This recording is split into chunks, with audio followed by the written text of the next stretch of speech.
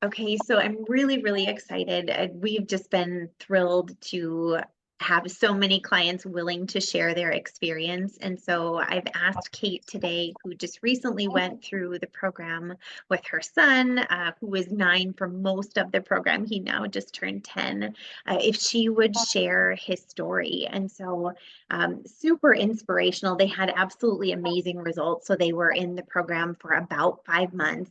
And in looking at his reading and spelling data, so his reading went from the 14th to the 79th percentile, and his spelling went from the 7th to the 39th percentile. Massive, massive changes there.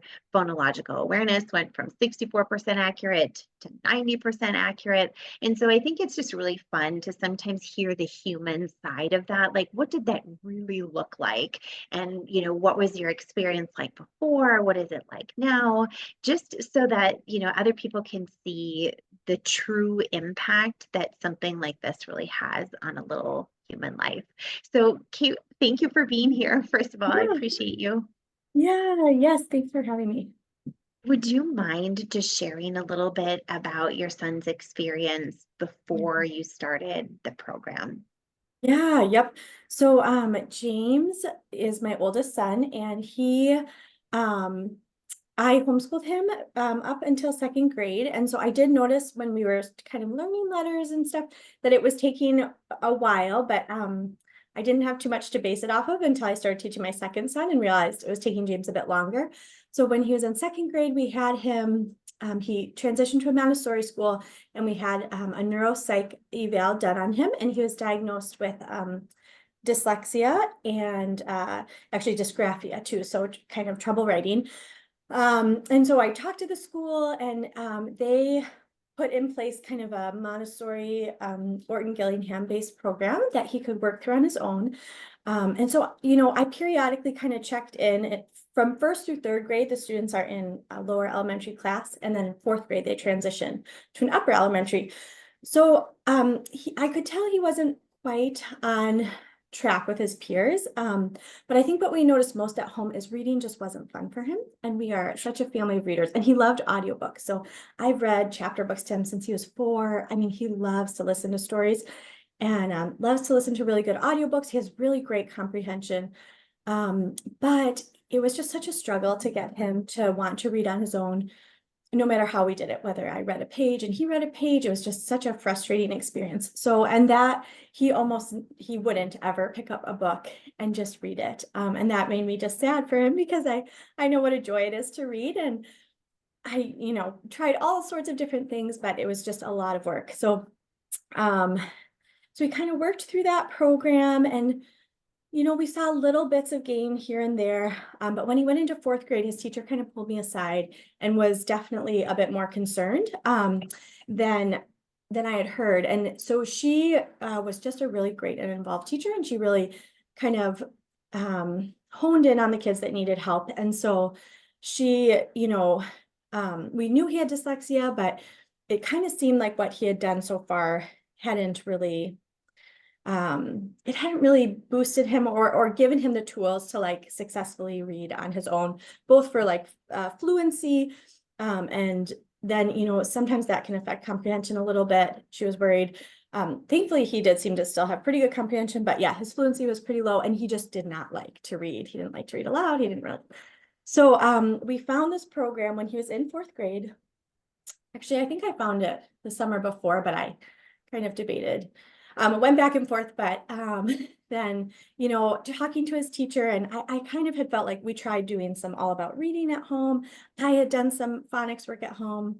I just felt like we were kind of spinning our wheels, and I didn't know Yeah. what to do. So, Yeah. and I knew he's a really bright kid. Like, I knew this wasn't an Yeah. issue of, whether he was capable. We just didn't have the right tools yet. So then we found this program, and signed up, and I was really hopeful. And I also had just gotten pregnant, and there's nothing like a new baby to like motivate you to get things like figured out before you have this new baby. So we were really excited, and so we about the pregnancy, but I just really wanted to make sure that James was kind of on track. So yeah, then we started the program, and I had also done Barton with him for 3 through 3 level. So we had really tried a lot of stuff, which Mhm. I'm sure that's very common that It moms, is. you're a mom and you just try everything to help your kid. But and I did like that, but it was not sustainable. It was very difficult to get him to do it. So I actually was really worried about this program, like that we would bash heads. So the mindset coach told me to get one of those timers that's visual. And I did. And I told him, we kind of had that contract. And I said, okay, buddy, 15 minutes. That's it. We're 15 minutes. The timer was off. We're going to be done. But we got to do it every day.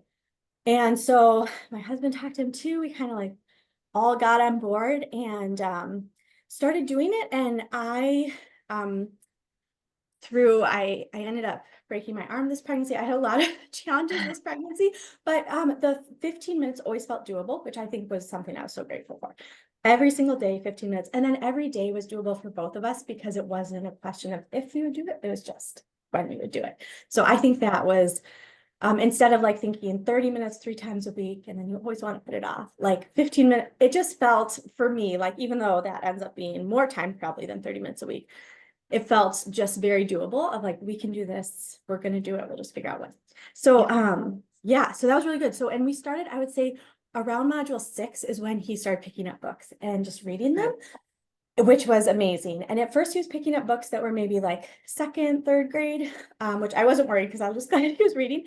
But then by the time we were in 7 and 8, he is reading 4th grade level books, chapter books, which is just so exciting. So that was like one of my happiest moments. Is just even now he was just reading at lunch. I got a bunch of chapter books from the library and he picked one and opened it up and read 4 chapters. And I was just so without, any prodding from me. So that was great. Oh, that's just so wonderful to hear because, like numbers, it sounds, a little bit abstract, like, okay, Yeah. to go from the 14th percentile to the 79th percentile, like, what does that really Yeah. mean? How does that impact a human life? Well, in his case, that means like you go from not reading or not liking reading whatsoever to like, yep, I'm reading on grade level and I'm choosing to do that at lunchtime in the summer. So like, Yes. that's I think a huge win. And Yeah. uh, will you tell me a little bit more about like the mindset piece? Because I think that that's equally important, great that we're able to improve skill set and get all of those things to massively change. But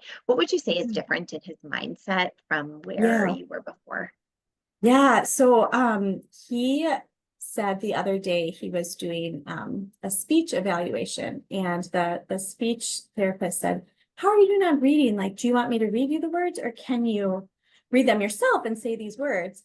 And he was like, oh, I'm a great reader. And I was like, that's great, because I know that I had heard him say previously, like, oh, I'm not good at reading. Like my brain reading just doesn't work for me. Like, and specifically his comparing to his brother who doesn't have dyslexia, like, oh, my brain doesn't read as well as Nathan's. And so I think that was huge. Just like he knows he's a great reader. And I asked him the other day, like, what do you think the brain, we always call it brain games. What do you think the brain games did? Or like, how do you think it helped you? And he said, well, reading wasn't fun before and now it is. So that was really cool. Like, that's great. That was the point. Like, and I think what he meant was it was so challenging before, like it For just sure. exhausted him. So yeah, so that's really good. But he luckily is a pretty confident kid. So he didn't carry a ton of baggage in. Like he knew kind of that he was not great at reading, but he he is great at other things, and we always like talk those things up. Like he's great spatial awareness and can build things that no one else can build in our family for sure. And just like all sorts. So that was really good. But I think like just that piece of knowing like, yeah, no, I'm a reader and I'm a good reader. And so that was really wonderful. Yeah. And the other side effect that I wasn't expecting, well, I wasn't sure, but his handwriting, so he has pretty profound dysgraphia, and it really did improve. I mean, it is still a work in progress always, but like something around like 4 or 5, something clicked. And like I just noticed, and cursive is easier for him because it just requires less picking up with the pencil, so he doesn't have to think about where to start the letter again. So his cursive though, it just started flowing much better, and he started doing it without a lot of coaching, which was really great. Oh, That that's was great incredible. too. Yeah. Yeah, and I think not a lot of people realize that, when you're looking at some of these areas of the brain that we're looking to reconnect, handwriting Yeah. is located in a similar area. So without specifically working on handwriting exercises, you can actually have a significant improvement in that. Obviously, if you have some of the motor skills with dysgraphia Yeah. and other things, that's a different animal in and of itself. But Yeah. to notice that there's improvement in that, I think is tremendous. Yeah, it was a huge gift because that actually was the first thing his teacher noticed. It was like, wow, what are you guys doing at home for handwriting? And I was like, really not much, but like, That's not but the because we're focus, doing this other but thing. Yeah. Mhm. Yeah. So she was really impressed. And because and then by the time module 8 came, I felt like that was such a great module, even though it took a bit longer, just because it was all the things. Like he was writing, he was remembering his capitals and his periods, and working on spelling. And so that was like a great tie-in of all the skills. Yeah. Oh, that's amazing. Okay, so like when you think about going into the next grade level, and I think that in his Montessori school, they're probably banded, right? Is he like 4, 5, 6 altogether? Yeah. And so I totally get it that, sometimes you don't notice as much that kids are Yeah. struggling because they are all doing different things and everybody's kind of Right. moving around and not like a whole class Yeah. activity as much. So you can kind of Right. hide in there a little bit more. But what Yeah. is it like for you knowing that like next school year is going to be starting in a couple of months and the baby and like what Yeah. has that been like for you to just feel into next school year? Yeah, I mean, it's a huge relief because so yeah, his school, the 4th and 5th graders are together, and that's exactly it, is that they, like, in that Montessori model, like it is kind of easy for kids to just track on a different track than their peers and not necessarily get noticed. So yeah, so I mean, I had a lot of anxiety at the beginning of this year about, like, so after 5th grade, they move on to another school, which is not a Montessori school and is quite a bit more academically rigorous. I mean, you could go to multiple schools, but that's generally the school children go to that he knows. And so I just had a lot of fear about him transitioning from 5th to 6th grade, how honestly, how he would even do that. And so this has been like just a huge relief, like getting those tests back and just seeing his improvement, talking to his teacher at the end of the year. And just hearing like, okay, I think we're gonna be okay. Like we definitely, I mean, he will continue to grow and we will need to continue to grow as a 5th grader, but it's not that we're having to grow from a 2nd grader to a, 5th grade level. And so that feels much less intimidating to me. So yeah, I mean, I feel a huge relief. And just seeing him read this summer is such a relief to me because I know spelling has helped so much by reading, and the more you read, the more it That's reinforces. right. It's just like that positive Right. feedback cycle that other kids I knew other kids were doing in previous summers and we weren't. And I was like, I know we're getting behind just because other kids are doing these things and naturally building all these connections. So yeah, so I think it was a huge relief for me. That was like, it was a gift for me, especially right before having a baby and thinking like, Absolutely. oh yeah, okay, Jane is gonna be okay. You're gonna be like, yeah, yeah, Absolutely, absolutely. And I think for him to feel a part of the peer group too, because sometimes if you notice that other kids around you, your age or your buddies are reading books, yeah, or you're in the car with your siblings and they're doing these things, and if you're a family of readers and you're doing those things, then yeah, it actually is a sense of belonging too. Has yeah, has that happened at all for him? Like yeah. is he connecting more with a different sense of identity as he's starting to read more? Yeah, I think so. I think that his brother does read for pleasure, even though he's like 2 years younger, and they read kind of, I mean, he reads, they like to read similar things. And so I think that's been really good. Like there has been this kind of bonding together. And then we have friends whose kids are the same age. And so for him to be able to talk about books with other kids and which he had done before because he listened to a lot of really good Sure. stories. So he would have it, but it is a different experience to be able to like read it and talk. So I think so. And as a family, yeah, we do all love to read it. So it's really nice to have that quiet reading time when everyone can. I mean, obviously my littlest one, looks at picture books or we read to her, but yeah, it is good. So I do think there is like a good sense of community. And I think in his classroom, they all would take turns reading aloud. So when I observed, it was really beautiful to see like him able to read that, and they were reading above grade, they were reading a 5th grade level text because it's a mixed classroom, and Sure. see him be able to jump in and read too and not feel nervous or scared or anything like that. Yeah, no, it's those things are invaluable, Yeah. especially, to see your child have confidence. I mean, there's nothing Mhm. better than that as a parent to just Yeah. see them thrive and to step into their own. So I think that's Yeah. incredible. Yeah. And I know that you mentioned, and this wasn't necessarily a huge part of the program or anything, but having the mindset and the mindset coaching and all of those things and Yeah. stepping into the identity of your superpower self, because with dyslexia, not a lot of people realize this, but there are so many gifts in how the brain functions, whether it's, increased lateral thinking or increased creativity or increased spatial awareness. Like, will you just speak to that piece? Like, what have you seen in your Yeah. son that really kind of highlights some of the gifts that he has in that area?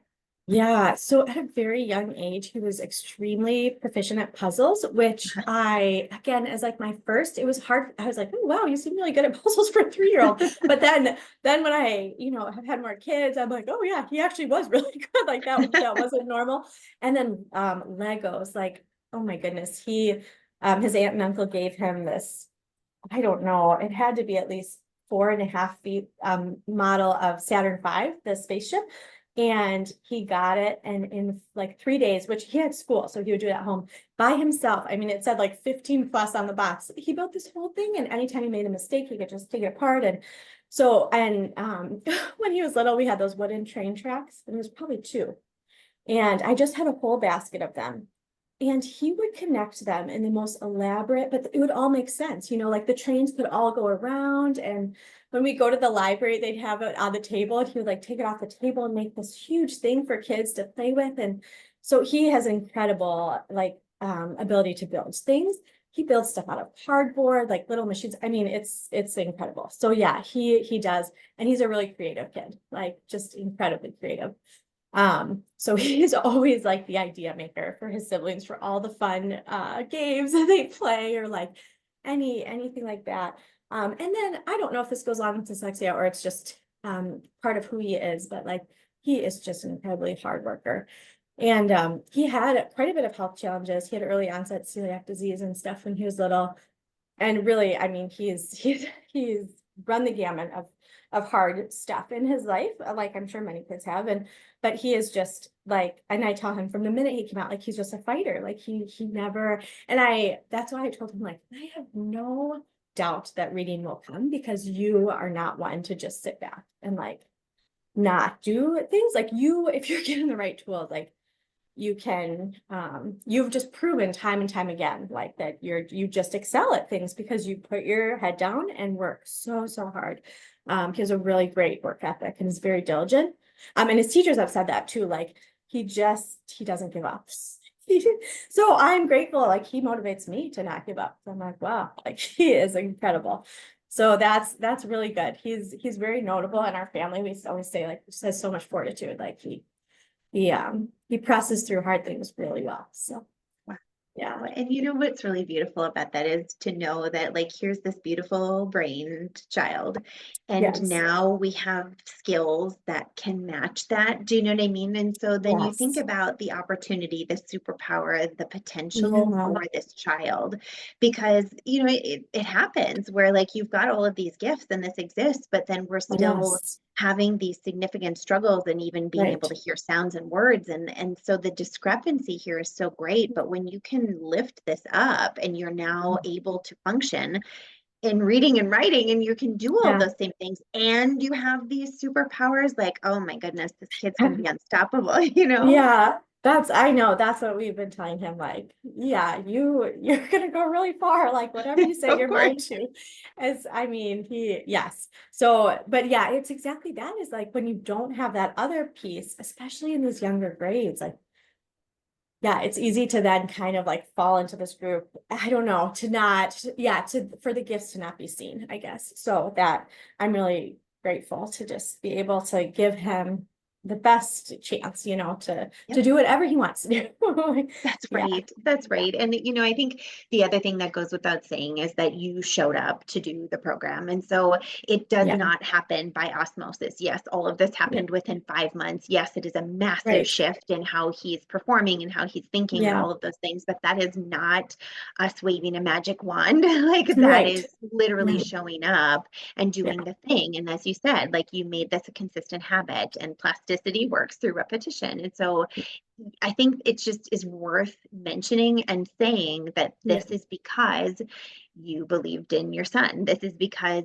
you had the mindset that he could grow and that you believed that that was true, and that you showed up to do the things and you took the coaching, and all of those pieces really do play a huge role in this, Mm-hmm. because without that, you can have the tools, but you Mm-hmm. don't make the same gain or the progress. And so I just think that Right. that's important to identify, that your identity of like who you were through this Yeah. really made that. So is there anything that you feel like you had to do when you were learning that this was the diagnosis? Like, how did you have to shift in your thinking to show up like this for him? Yeah, yeah. I don't have an educational background. I'm a physician assistant by trade. So I really didn't know a lot about dyslexia. And until until we figured this out with James, like since then we've discovered that it does run in our family, but was undiagnosed in many people. But before that, like I didn't struggle or injury. My sister didn't, in my immediate family. So at first it was very overwhelming to me. And I remember getting this information from a website on dyslexia. And it was like, it just really kind of crushed me because it was like, well, you just need to accept that your child may never like to read or like blah, blah, blah. And that's really contrary to my personality. Like if someone tells me I can't do it, like I'm probably going to do it because Yep, that's I right. just, I don't. So I was like, I just don't buy this.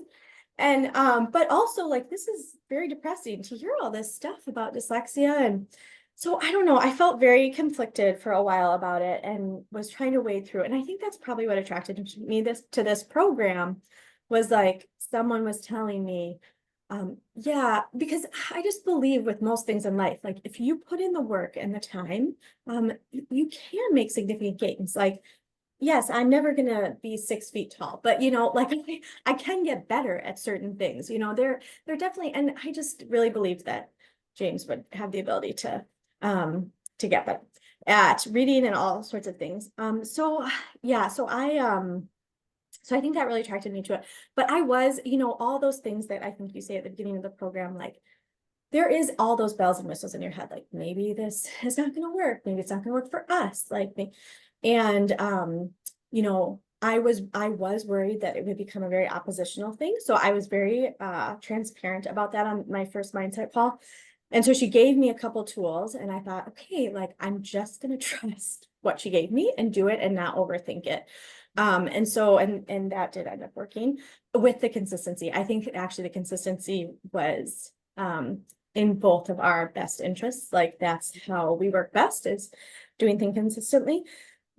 So yeah, so I think, I did definitely fight that mindset. And even like throughout, sometimes you go on the Q&A and it seems like someone else's kid is doing so much better than like, and but you just have to like talk yourself down out of those thoughts of like, we're on our own path. We're gonna just do our best. And we're gonna, and it's so hard to know someone else's story. Like you just, it's so hard to compare those things. And so yeah, I think I actually really liked, I didn't watch a lot of the mindset videos until a little later in the course when I had some more time. But I thought there were such beautiful, interesting ones, especially about like attention and executive functioning and things that go along with dyslexia that I had noticed. And so that really helped too. And I don't know. And then I just tried to like really lean into, I am not very good at celebrating little wins, historically, but I really like, I heard what you said and what the mindset coach said about like dopamine and release it. So I was like, I'm just going to try and do it. I'll just trust the method. And then, it was nice when you start seeing wins, then it's easier to trust and trust. But yeah, I just tried to be all in. Yes. Well, clearly you were. And so, I Yeah. mean, like what I heard you say is that you took the coaching and you were diving into the materials and that you were consistent about and I think that's the important message, is that like it's not osmosis. It's not a magic wand. It Right. really is showing up to do the things, but it's also having the identity that my child's worth it. Like I know that we might have already tried all these other things Yeah. and they got us, some progress or a Yeah. little bit of progress or whatever it is. definitely. but we're not at the point where we need to be in order for Yeah. him to live this life that I want him to live. And so, like it does kind of take a moment of pulling up your bootstraps to say, and we have to keep going because we're Yeah. not yet at this moment where I feel comfortable that, this child can thrive. And so I think it's just really Yeah. fun to see those shifts and to also share that from a real human perspective. So I just sincerely thank you, Kate, for being on Yeah. here, for sharing your experience. Is there anything else that we haven't talked about that you wanted to? Yeah.